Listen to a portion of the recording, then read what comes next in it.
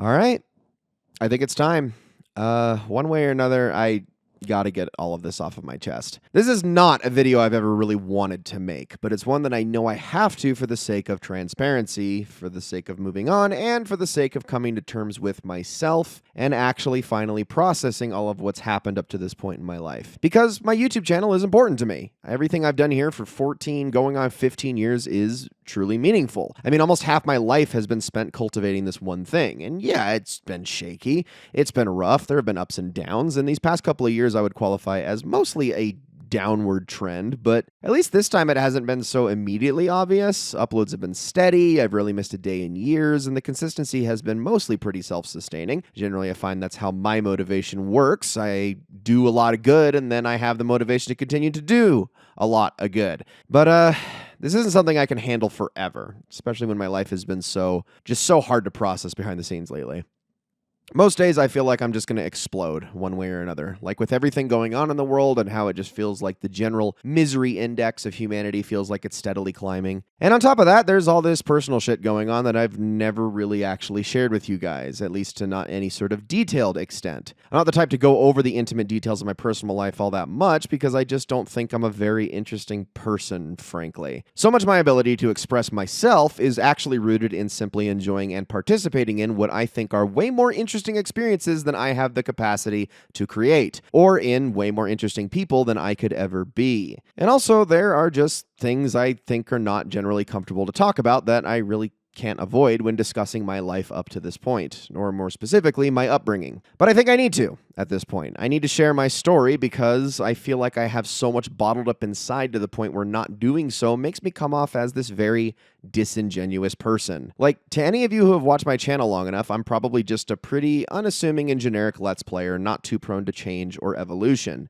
I gather a few of you have seen what I look like. Some of you have unfortunately stumbled across some of my older social media accounts, and maybe just one or two of you actually know about me as an individual, and not just some dude with a YouTube account. So I'm going to lay a lot out on the table today, a lot that people might not be comfortable with, and a lot that I know that I'm not comfortable with. But these are things that I think need to be said anyway. There will be difficult topics associated with this, some regarding certain traumas. That's why the quote-unquote visual aspect of this quote-unquote video is really just a big content warning. Not to say I'm going to get too explicit about most things, but there are some topics I just can't avoid in good faith, I'm afraid. So specifically, if anyone watching this has some sort of trauma response to or abusive history with things such as escaping certain backgrounds, religious trauma, cults, there might be some tough associations you might make throughout this video that aren't going to be easy to hear. I'm also going to have very vague mentions of certain triggers such as homophobia, transphobia, and racism as well, but I won't go into specific details on those things in particular because they really aren't needed. And frankly, opening up old wounds and dragging people into this even by association would just be a very uncool thing of me to do. This is also not some attempt to self-aggrandize. If anything, the reason this video is so hard to make for me is because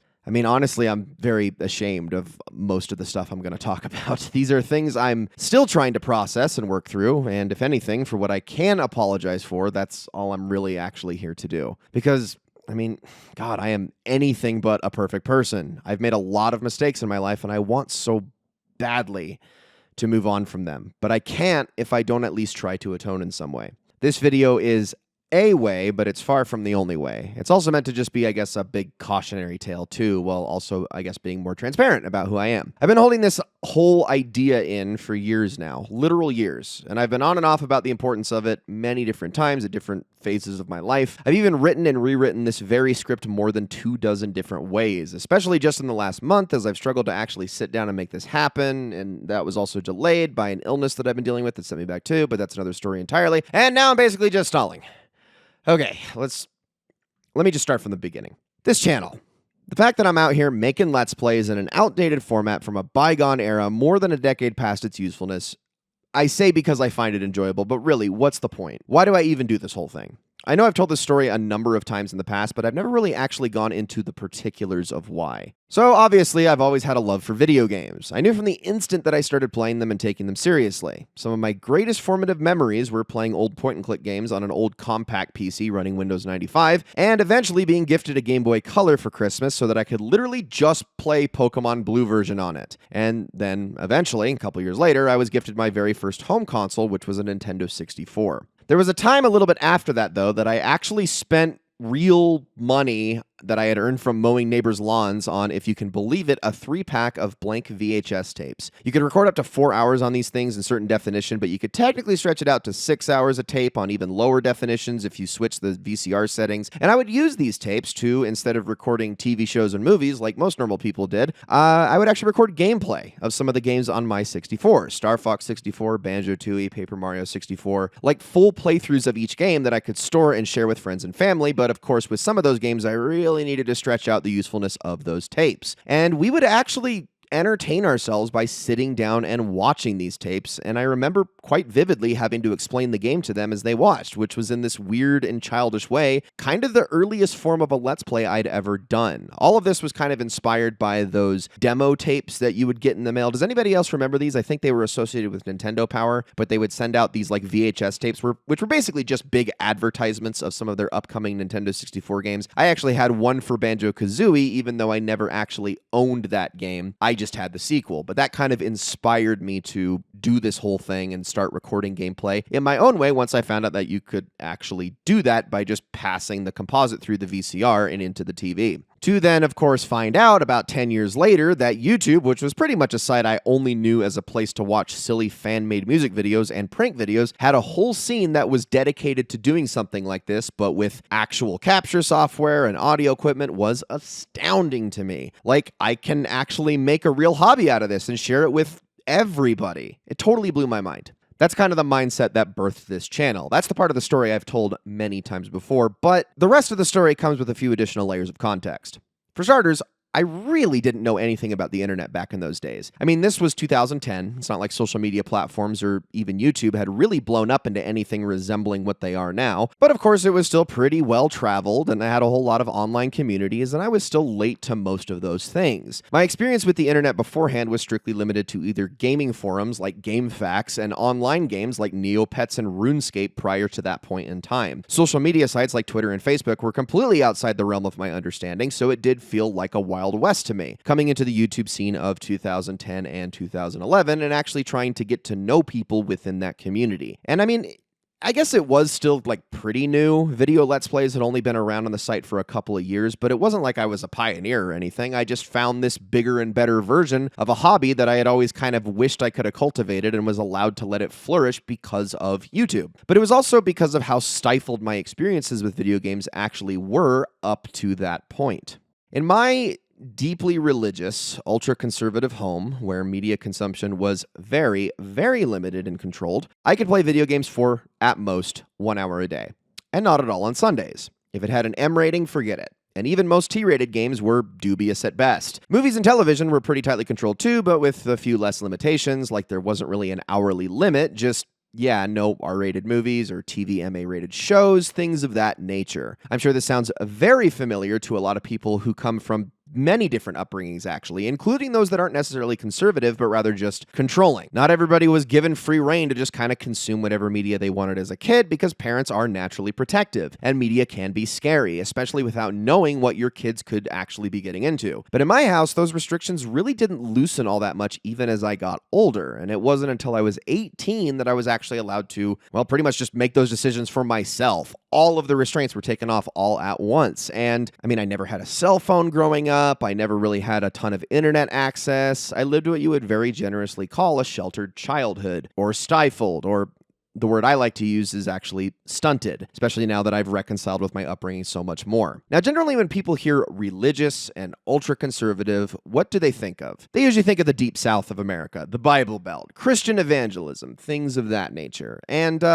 it's close, but it's actually not that in my case. I was actually born and raised in Utah, and I think you can probably see where this is going already. But more than just Utah, I wasn't raised in or around Salt Lake City, which is the most populated part of the state. As someone born and raised here, I can tell you that a lot of people actually kind of get the wrong idea about some of the demographical implications of Utah, because Salt Lake City is the one city here most people think of when Utah comes to mind. And they generally believe that it's a very weird place to be. They're not wrong, but Salt Lake City is probably the least deserving deserving of that reputation, comparatively. Anyway, it's certainly the city with the least amount of quote-unquote weird going on in it out of pretty much every other city in the entire state. It's more ethnically and culturally diverse, more generally accepting, and overall probably contains the most un-Utah atmosphere in the entire state. There's also just this, and yeah, I think you get the picture based on that. If you know, you know. Salt Lake City is where the headquarters of the Mormon Church is located. But pretty much like big cities in any other state in all of America, you're going to find the lowest concentration, and note I say concentration, not total amount of, fringe weirdos and set in their ways types here than anywhere else in the state. However, if we toddle on just about 30 to 45 minutes south of there by way of the major highway that runs through Utah, that's where you hit Utah County, which, yes, it's a county named after the state that it's in. I know a few other states do this, but it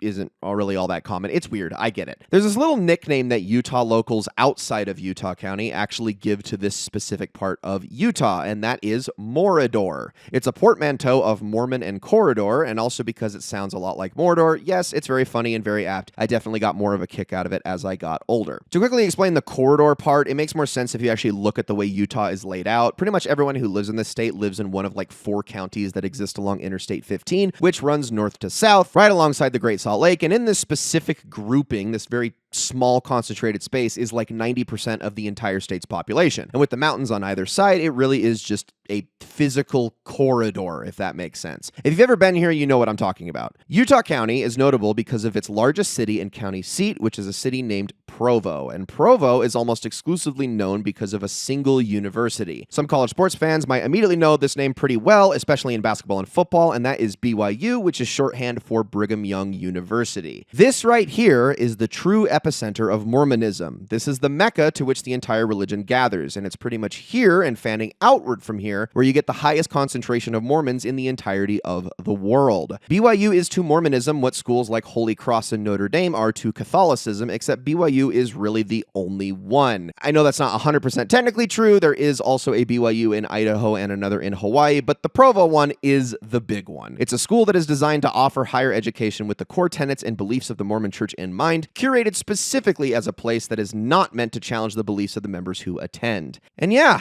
I grew up about 10 minutes from this campus because I was raised in the Mormon Church. Before we go any further, I want to say that right now, I am an out and proud ex-Mormon. I haven't been an actual practicing member in almost 15 years, but there is a little bit more to it than that. Okay, a lot more to it. So the purpose of sharing all of this with you guys in the first place is not to educate you on Mormonism. I don't want to espouse its beliefs. I absolutely don't condone much of anything about it, and I sure as fuck don't want to convert people to it. That's not my goal here. I mainly want to share my experiences with it as a cautionary tale, but also as a setup for some other things along the way. I'm not here to go into the theology of the religion at all, but if you are in any way at least interested for the sake of context, there are 2 YouTube videos I would consider prerequisite material to the one I'm recording right now. One is from an insider perspective, as in a fellow ex-Mormon who was once a part of the religion himself, and then an outsider perspective from someone who was never a member, but is quite knowledgeable nonetheless. The first is Johnny Harris, who is mainly an educational essayist YouTuber that I actually know very little about beyond his videos diving into Mormonism. He has a 3-part series on the history of the Mormon Church that's very interesting and very informative, but that's not what I'm recommending here. It's actually this video on how and why he left the church that I would suggest watching, because it goes into a lot of the psychological aspects of being in the religion,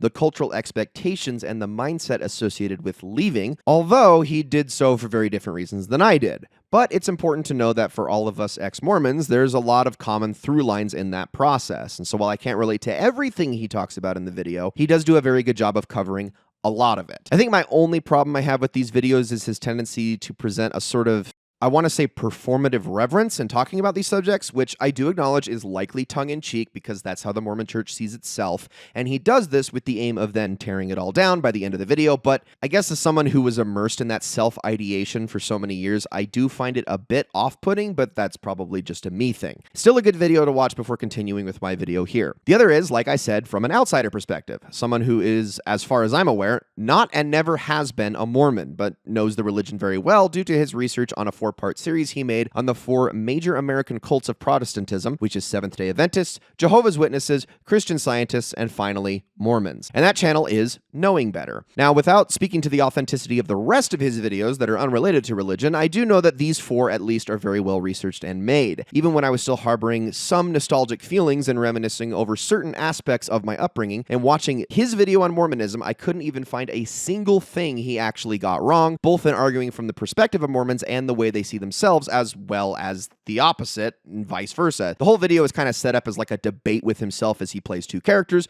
one Mormon and one not. It's thoroughly critical, yet wholly accurate. I will say there are a couple of times in the video where he could have been a little bit more critical than he was, and there were some missed opportunities in that regard, although I think the point was to be as objective as he could while still bringing up problematic aspects. It's overall a very good summarization of the beliefs of Mormons without sweeping many of their more problematic aspects under the rug. So, that's the theology aspect. That's the belief system. If you went and watched those before continuing with this video, you're probably going to understand what I'm talking about a little bit better, but I'm still going to try to avoid those topics as much as I can. This is what the religion/cult is about, depending on who you ask. Personally, I don't think the definition matters because neither term really absolves Mormonism of any wrongdoing, religion or cult. You can say Mormonism is a cult all day or argue that it's merely just another Christian religion. Either way, the effect on its members and ex-members is exactly the same. I also don't like the word cult because it often attracts the wrong sort of people who actually think that there's going to be something in there that's actually fascinating to uncover. And I would say from a historical aspect, that's true, but from the more like ritualistic aspects, I cannot emphasize enough how unbelievably boring and mundane and unexciting Mormonism is as a whole. There's not really anything worth looking for here, I promise you. Don't go seeking some truth you'll never find, born from the teachings of a con artist, propagated by a serial human trafficker, and made mainstream by businessmen with vested corporate interests in religious profit. Once upon a time, Mormons were a fringe, fundamentalist cult that escaped America into the Mexican territory because of a genuine mix of actual religious persecution and also actual real crimes that they committed on top of heretical beliefs such as polygamy, and only after many decades relented on their most egregious practices to slowly become more traditional in appearance and eventually assimilate into the blanket of Christianity that they have become in order to achieve statehood for Utah and legitimacy in the eyes of the American government.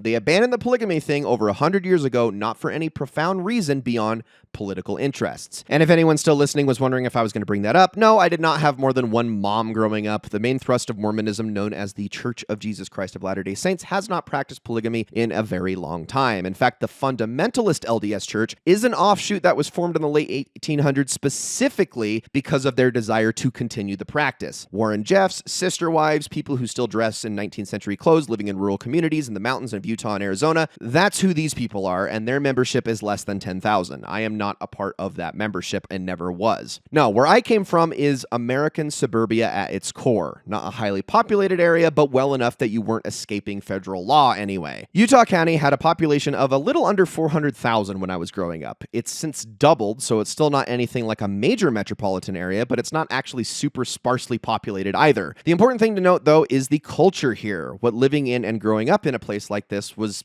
actually like. Religious defaultism is a good term that I think best describes the average Mormon from where I grew up. Ergo, the culture of Mormons and their beliefs was so pervasive and dominant here that you literally could not escape it. Separation of church and state is enshrined in the Bill of Rights, but you'd never actually know that out here. The attitudes and the generally accepted thought processes of Mormonism are and were absolutely everywhere. At school, at the rec center, at the grocery store. You couldn't move 50 feet without being in conversational radius with someone who had and shared pre-established and like-minded beliefs, to the point where it was more assumed than not that anybody you talked to knew all about Mormon practice. Where most people will talk about the weather or the score from last night's game or maybe bring up a movie in passing conversation, you'll be just as likely to hear about someone's son getting ready to go on their mission or working on a merit badge in the Boy Scouts, or their daughter thankfully getting accepted into BYU as opposed to one of the other lesser Utah colleges, or getting married to an RM. Things that just sound completely foreign to any normal person are so fundamentally established into the cultural zeitgeist here that it does feel very weird to outsiders. Being raised in that environment and in a sheltered household where psychologically challenging media is discouraged and where church is a weekly thing, but so are weekly church-related activities, where most of your school teachers are a Mormon, and so is your baseball coach, and so are most of your neighbors, and the neighbors are community and almost like family because Mormonism is a very communal church by design in a very, very structurally oriented way. Living life that way. And when that's all you see, when that's all life becomes, that's where religious defaultism finds its place. These are the conditions I grew up in a time and place where Mormonism was the norm and everything else was the odd one, where Mormonism was completely and so obviously the majority, but also set in a place populated and busy enough that it actually resembled the rest of the world, where it didn't feel like a cult, rather than set in some concrete compound somewhere out in the middle of nowhere. It was life that appeared normal, and that's why that defaultism was so effective. Now, for me personally, it's funny that I actually say all of this and that it was so easy to be brainwashed in a place like this, but I actually bounced off of many of the core aspects of Mormonism hard for most of the time of my life that I considered myself a member. I only think I ever really stayed because of that pressure and because of that defaultism, that this is just the way to be. And without going into the teachings of Mormonism, any alternative is very heavily demonized and even made to be shameful. A tactic most cults use, yes, but I almost want to say that Mormonism bears a relatively light hand in its approach compared to others. In hearing the stories of Jehovah's Witnesses, for example, they have a term called disfellowshipping that's very much used as this existential and almost terrifying threat to any one of their members because it completely ostracizes you not just from their membership, but from your family. You can straight up wrong think your way into being disowned by family members at the behest of a leadership structure. And anyone who hears that, who knows nothing about cults, immediately has all of their red flags set off. And what's funny is, it's not like Mormons are not taught what cults are. It's not like they aren't well-read and well-educated people, because they are. But none of it ever quite applies to them. There's always a cognitive dissonance. Mormons don't practice disfellowshipping, they only practice excommunication, which is totally different because it's at a much higher level of the church, and one has to go to incredible extremes to be excommunicated. You have to do horrible things like commit heinous acts of murder or violence on a national scale, or seriously destroy the reputation of the church and besmirch its members, which I mean really more often than not, excommunication only applies to the second one. But, I mean, they did excommunicate a murderer once, Ted Bundy. But regardless, it's okay, because even excommunicated members aren't treated that poorly, right? They can still engage with members and be around family and friends. They just can't perform certain what they call quote-unquote covenants because they lost the privilege to do so. So it's not nearly as extreme as what an actual cult is capable of doing, right? So here was my experience.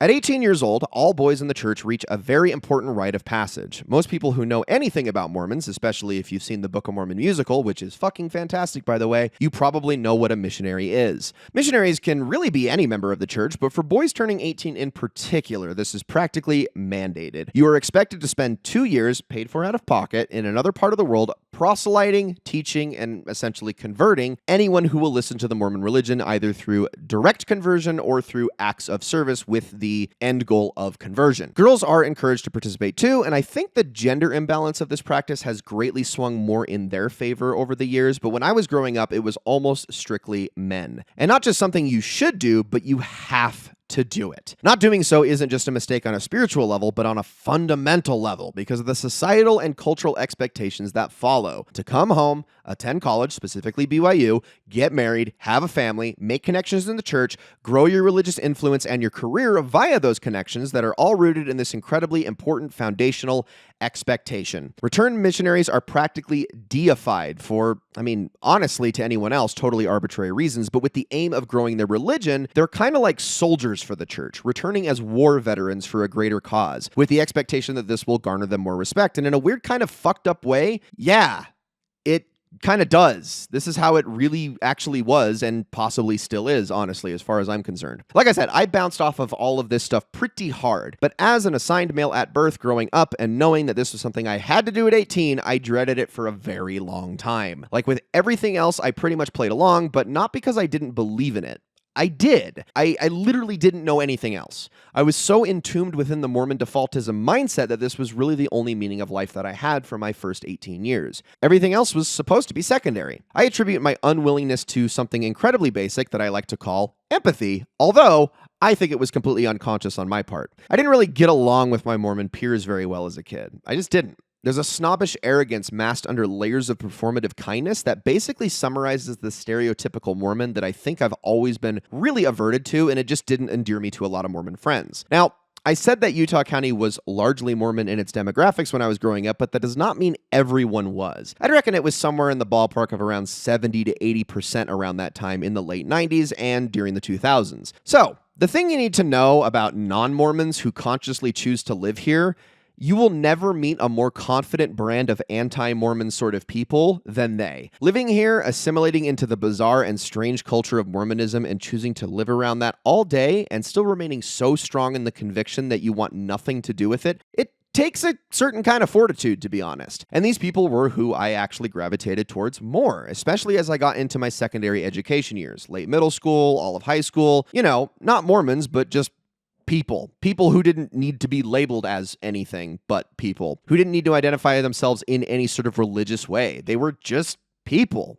These were my friends. And one of the first things that I noticed about my friends is how much they despised and disliked the repeated attempts by perhaps other peers to assault their curiosities and try to either convert or disparage them for not joining the church. Like, I recognized that, so I never brought it up. I never wanted to be friends with these people with conditions. I just wanted to be their friends. And they were my friends. And I think habitually noticing that disconnect in people that I distinctly recognized as people that I cared about, who neither needed nor wanted anything to do with the church, sort of informed my apathy towards the whole eventual 2-year mission thing that had sat in the back of my mind for all of my formative years. So, when the time came, as much as I still considered it an inevitability, my aversion was just too strong. And mind you, by this point, my YouTube channel was actually already in motion. It was still young. I was only about a year in, but I had already started this whole thing. And I remember it was the summer of 2012 that everything kind of came crashing down. Now, before I get into this next part, I want to make something clear. None of this, nothing I am saying here today is meant to be a vehicle through which I can complain about the way I was raised at the hands of the people responsible. From my perspective,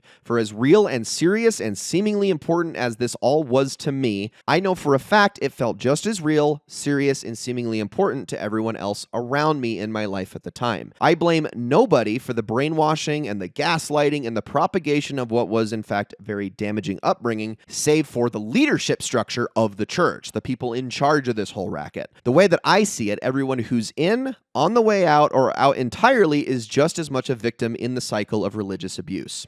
Keyword, religious abuse. Every other kind of abuse, that's obviously a different story, but that's not what I'm talking about here. To people where this sort of thing is the most important thing in the world, I can't pretend to say that I know that they are faking it. In fact, I have reason to believe they're not. So when I say that I thoroughly rejected it, was subsequently disowned by half of my extended family, who later reneged, kicked out of what I thought was a loving house and onto my ass, and genuinely made to feel like my life was actually really over at that time, all because I refused to wear a name tag and throw my life and money away peddling a fictional King James Bible ripoff, plagiarizing the late war by Gilbert J. Hunt, written and propagated by religious reformationists obsessed with long debunked tenets of American exceptionalism. None of that I put on anybody but the people responsible for making me, and those same people think that my life was over. I don't put that on them because I felt it too. Even in as hard of a decision as it was to make out of total fear, I know that same fear was present in my family, in a couple of my friends, and the people who thought I really was throwing my whole life away by not going on this mission.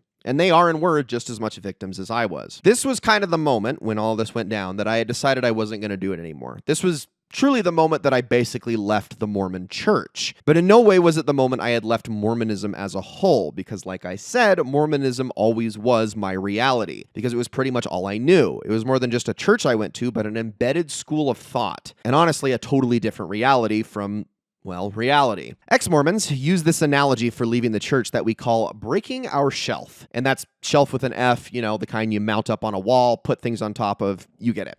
Everything that is foundational to the belief system of Mormonism is a series of experiences, thought processes, and very real convictions that we put up on a sort of metaphorical shelf, specifically because they are beliefs that cannot be answered to immediately, but are left on the shelf as questions to be answered later. The church actually has a really bad habit of doing this to itself, honestly. It loves to say that very obviously disproven things like the historical accuracy of the Book of Mormon are crucial in the truthfulness of their gospel. They like to use what is called the keystone analogy. Think of the way that a stone arch is constructed. Both sides are built up evenly along either leg of the arch, but the central stone at the very peak of the arch is what kind of keeps the whole thing together. It joins the two halves. If the keystone falls out, the entire arch collapses, and thus the church collapses. It's hilariously ironic in how this cult uses this analogy to essentially give its members permission to jump through hoops in order to justify many of the most precarious aspects of their foundational beliefs. Like, you can't simply convince most Mormons that what they believe isn't true with actual facts, because it quite literally destroys everything the moment that it actually clicks. To the shelf analogy, once one item falls because of the vapidity of the so-called truthfulness,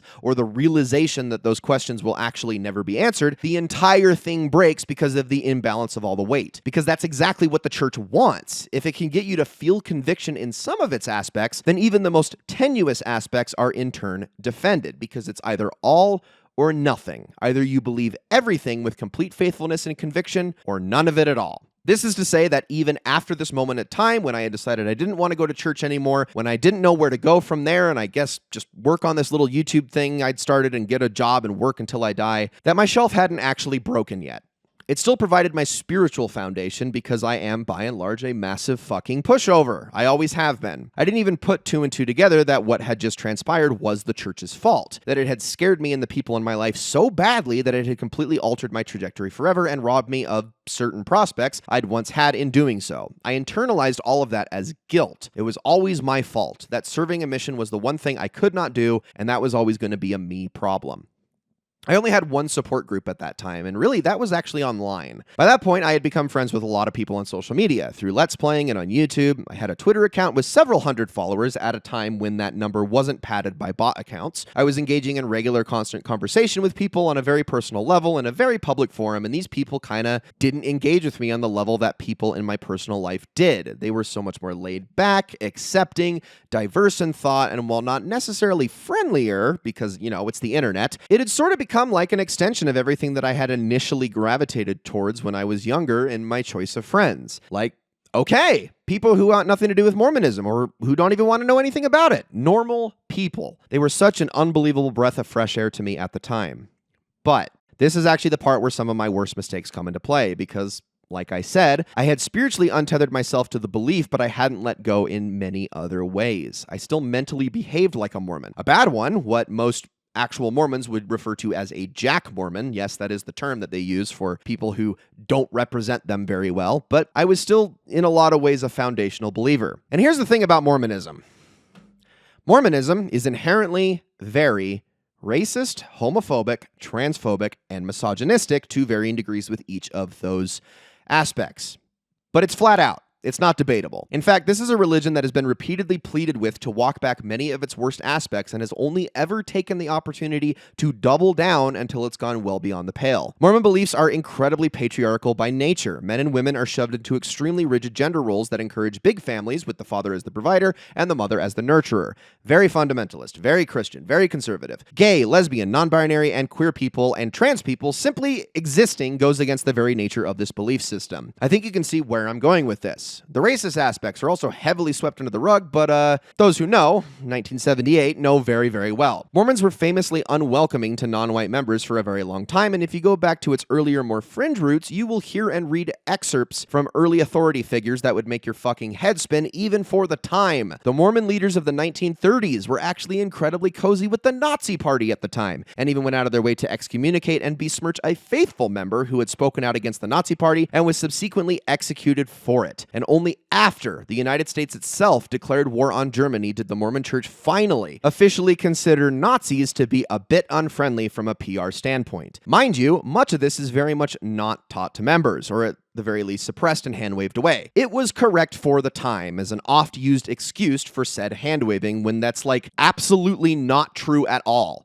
It's only correct for the time in a reality where you don't actually know the history and the standards of that time. It's historical revisionism couched in ignorance at best. And Mormons also bear a very deeply rooted persecution complex at the same time, which only further adds to their ability to turn this blind eye. Everything that goes against the Mormon Church is considered an attack on a fundamental level. This video would definitely be considered that. All pieces of media that are critical of the church are not labeled as simply challenging, but actually anti-Mormon. And this is something that the church has gone on record saying, do not engage under any circumstances. The sheer existence of intellectualism and widely available information on the internet challenges the very foundations of the church, and because so much of the church's history is couched in this idea that they have been unfairly persecuted throughout history, which, I mean, it can be debated is true to at least a mild extent, but they take this to the logical extreme and act as though everything is an affront. Everyone is out to get them. More level-headed people tend to keep this belief quiet and merely think about it privately, but some of the more crazy and outspoken members can get a bit out there. Conspiracism is rampant among many members, and because Mormonism bears a lot of Second Great Awakening beliefs, there's a lot of end-of-days evangelism beliefs in it as well. To this logical endpoint, we find the Doomsday Preppers, who have existed since the very beginning, as is evident by the history of what's called the White Horse Prophecy, all the way up to the modern day, such as with Lori Vallow and Chad Daybell. And while Mormons will often disavow these people as taking it too far, this stuff really isn't as far removed from the church as they want to say it is. I mean, I went to school and church with Chad's kids growing up, and his books were handed out in class. This sort of stuff happens often enough that Mormons have gotten very good in joining in with the onlookers and acting just as horrified as everyone else when they see this insanity bear fruit. But they do so without realizing that their own beliefs absolutely propagate these sorts of people. The fact that most Mormons felt that the simple retelling of events in the film Under the Banner of Heaven was unfair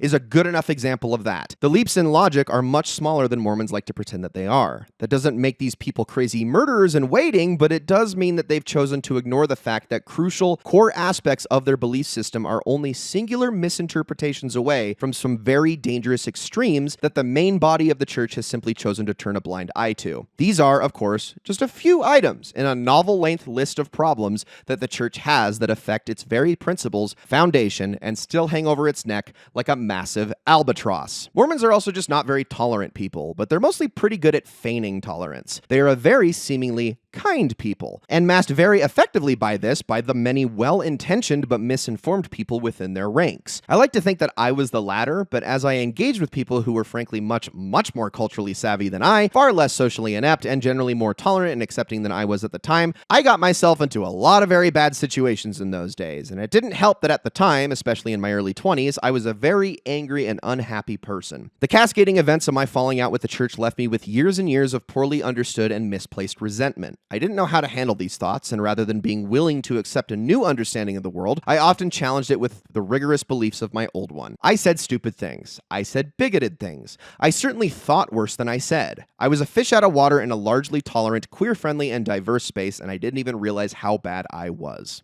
I hurt people. I definitely took things too far at times. I look at that person from that time period and I seriously wish I could just grab him by the shoulders and shake some sense into him, because he was so unable to reckon with the fact that not only had he fallen by the wayside, but maybe that was the healthy thing to do, that maybe he had been raised on a belief system mired in untruth, that so much of what he thought about the world was fundamentally incorrect. He lacked empathy. He was still trapped in that cloud of defaultism that he didn't even know he still had hanging over him. And because of it, he was wrong enough to unintentionally seek correction and arrogant enough to think he could fight back against it. God, I was insufferable back then.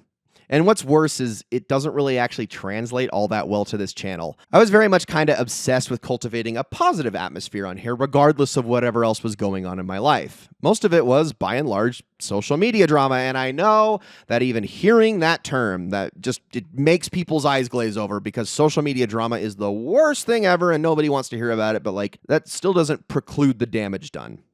It doesn't absolve the words of their harmful effects. I definitely wasn't an out-and-out bigot. I didn't slur people or anything of that nature. I certainly would not have had any of the friends that I did if I had done that, and rightfully so. But when push did come to shove, I did say some pretty horrible things to people who never deserved it. Things that I wish so badly that I could take back. But they've since blocked me long ago, and again, rightfully so. Frankly, I don't even have a Twitter anymore, but I know that resentment is still there, because how can I even blame them? Were I in their situation, would I hesitate to block someone who said such things? No, of course not. I can only say I'm sorry. I'm so sorry for who I was in those days, because I was a deeply unsettled person.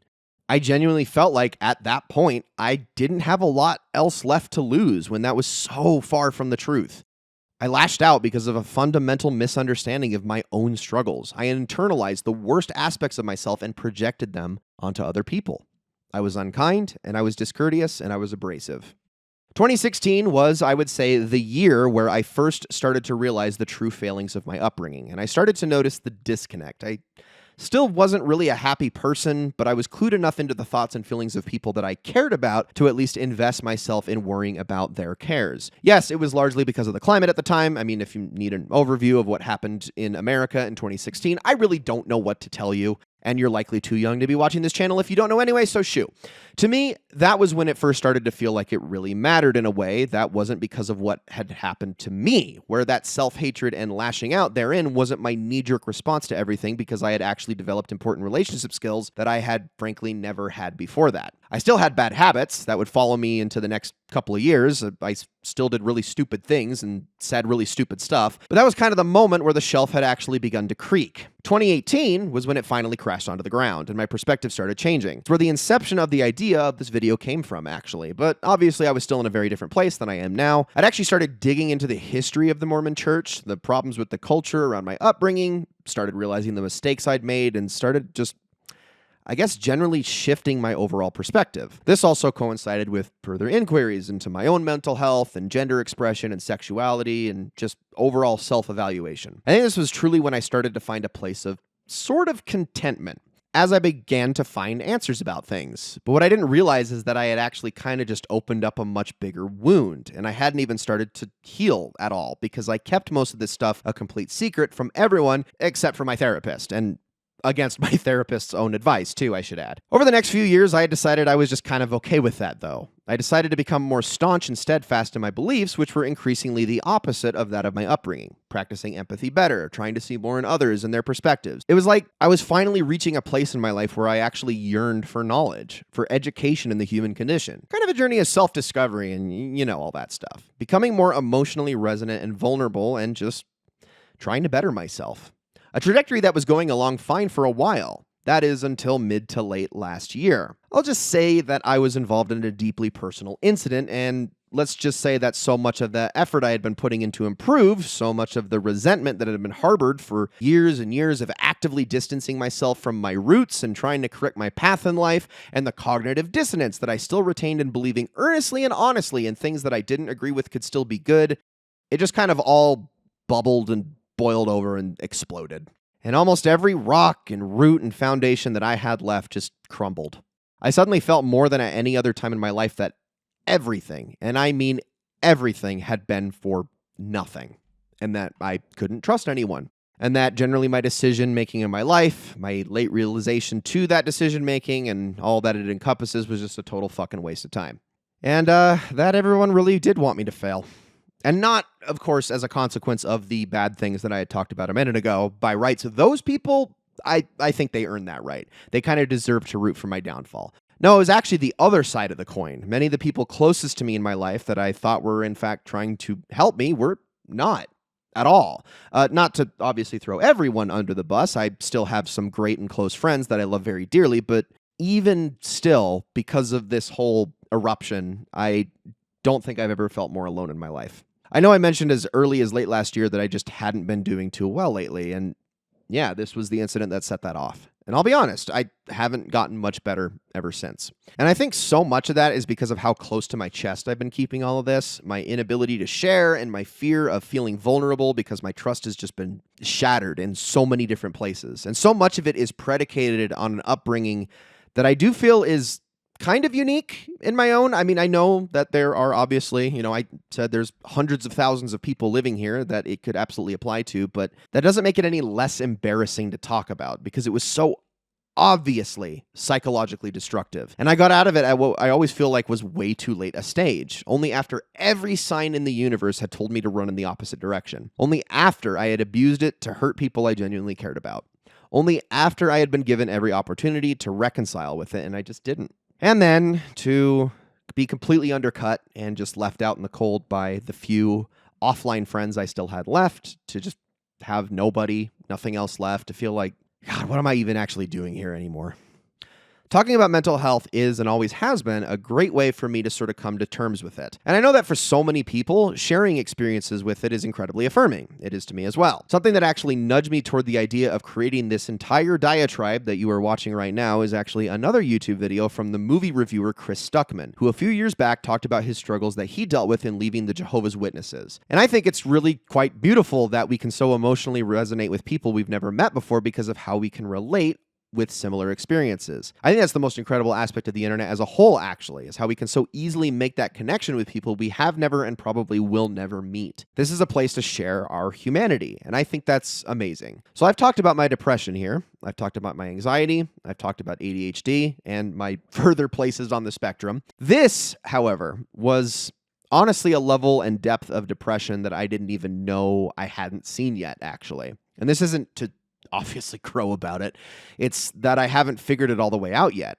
I'm still kind of lost and looking for answers. It's actually why I'm making this video now, because of this tension that I feel I just can't break away from. And I know that the things I'm saying here are not going to be generally received well by a lot of different people. I mean, I'm giving ammunition to all of them by saying all of this stuff. To the people who emphatically disagree with me, to the people who hate me because they want to hate me, to the people who hate me for justifiable reasons, to the people who I know watch this channel and still very much support the Mormon religion, to the people who just love using vulnerability as an opportunity to take pot shots. This is not a great idea in so many ways, but I feel as though I have more to lose at every moment that I don't get all of this stuff off of my chest than if I do. Like, I want to believe that erring on the side of self-improvement, tolerance, empathy, these are wholly good virtues to pursue, right? That admitting that I made mistakes and not trying to make excuses for myself. And I'm sure that's how this whole thing can be received, right? Like, I'm blaming Mormonism for my mistakes, and that's not it at all, actually. It's supposed to be a framing device that I did have these antiquated, overly conservative, and highly intolerant beliefs that I struggled to break away from. I still am struggling, but that's still my doing. I still did those things. Plenty of other people, even people who were brought up in a similar way, managed to see through it much better and much more clearly than I ever did. I forfeited a lot of chances when I had a ton of different outs and I just didn't take them, and I regret that. I said at the beginning that this stuff is stuff I'm deeply ashamed of, but I want the shame to go away at this point. I want to be able to move on.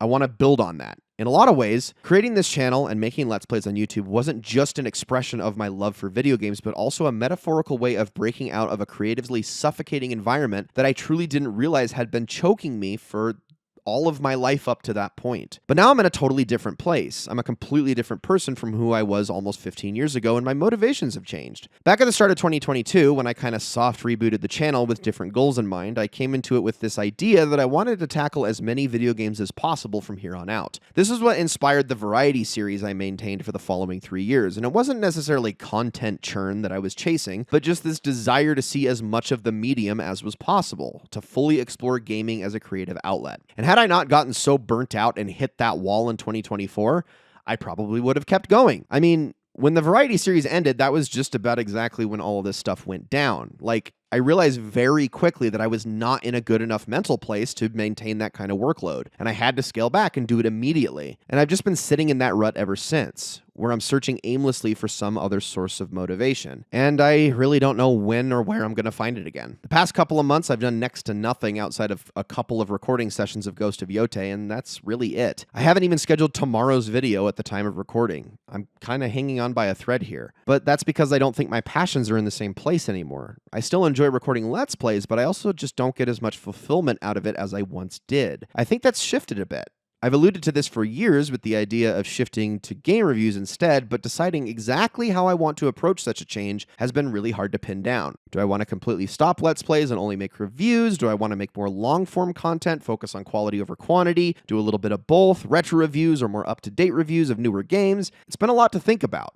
You might have noticed if you've watched any episodes over the past several months that I've been slowly phasing out my intro as well. It's still there in my Pokemon and Destiny episodes because those were all required prior to March of this year, but everything I've recorded since then has been a switch up. This is essentially my way of leaving the door open for future changes. The channel name and identity, what I want to do here, I think things are going to be shifting in the future. Not immediately, but somewhere down the road. I've been spinning my wheels with so many ideas, but so many of them just aren't landing quite yet. The only thing I've really taken a lot of joy in this year is writing, actually. It's never been easier for me to crank out a 10-page script for a video than it has been this past year. I think channeling that into a different video format might be more conducive. Personally, I see myself as somebody who is much better and more comfortable gushing over the things that I actually like than ranting about the things I don't. I've had an idea to make individual long-form reviews specifically for some of my favorite games of all time, just so I can really give each of them their final due and just rave.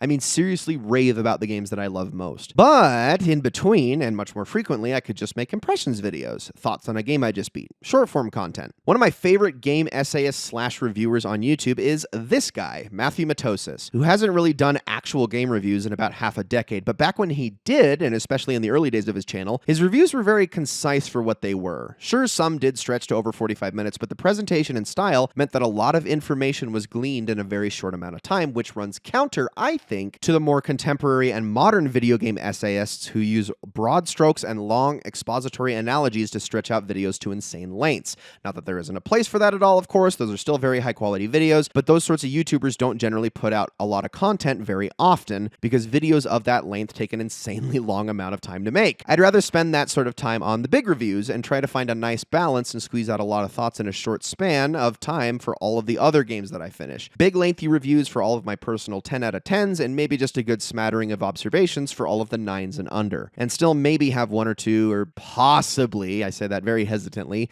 even 3 Let's Plays running concurrently instead of the 5 that I have right now. This is where my mind has been lately with ideas, with trying to keep this whole thing going in a way that's going to actually be productive and healthy, and trying to emphasize celebrating video games more as an art form rather than a product, and trying to maintain the foundational reason of why I'd ever start a YouTube channel in the first place while leaving all of that baggage behind. I want to get past it. I want to make it clear that this is a safe space for everyone. I want video games to be this awesome and diverse and colorful and emotional mode of entertainment that we can all collectively enjoy and appreciate together. I want to appeal to betterness, to tolerance and inclusivity, that anybody who stumbles upon my videos is welcome here so long as they promise to be good and tolerant to others while they're here. The world needs more empathy and kindness, and I don't want to live my life counter to that need. I want to be kinder. I want to share stories with and understand people. I want to get excited about the things others get excited about. It honestly just makes life so much more enjoyable. Just participating in others' joy is such an awesome human experience, and living vicariously through others, it's just a great way to experience emotion. You know, one of the most important milestones for any ex-Mormon is the day they stop calling themselves an ex-Mormon. When all that weight is so thoroughly cast off and all that regret and misery and deeply held trauma and guilt and shame is gone away forever. I'm not there yet. It's still so deeply ingrained into my psyche that I have a long way to go still before I'm ready to finally say that. But I hope to get there someday. I would much rather just be known as some person who ran a YouTube channel for an uncomfortably long amount of time that seldom few care about, but people tune in to every day anyway. If my only positive traits are earnestness and persistence, then so be it. To me, that's so much better than being defined by this great nebulous cloud that's hung over me for so long, weighed me down, and stunted my growth. I don't even need anybody else to forgive me as much as I just need to forgive myself at this point. But the resulting confidence and happiness that comes from finally reaching contentment is something I know exists, and I want to get there more than anything else. I guess if you've made it to this point and you don't completely hate me for the things I've said here or for admitting to the mistakes that I've made, I appreciate you more than you realize. And thank you so much for sticking with me or just clicking on my silly little videos. I'm going to keep making them for as long as I'm able, and I'm going to do all that I can to improve and make them better. And that goes hand in hand with trying to be better as a person for my own sake and the sake of those around me. If you take nothing else away from this entire video, just know that I am a flawed person who wants nothing more than to do better. And I would hope that's something that everyone can want of themselves. Thank you as always for listening to me talk. Hopefully, I'll never have to bring this up again. I'll see you all in the next one.